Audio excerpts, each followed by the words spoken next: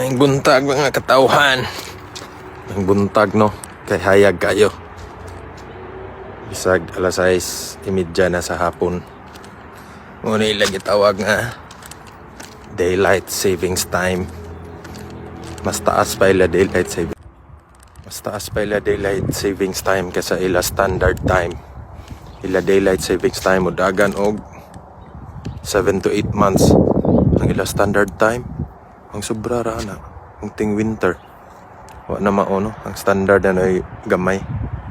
Ilang tanay giusabangan ani. Nawahayag pa kayo bisag kuha na. Alas 6:30 na sa gabi eh. Nalipat ko sa oras sa pinawag sa yupa. Nakuha naman ko sa akong amo karon. Taud-taud kinapa po ko hapiton nga ayoon nga butang na pod sa mohawaay. Kanto pangayo ani. Sige, bye. See you later.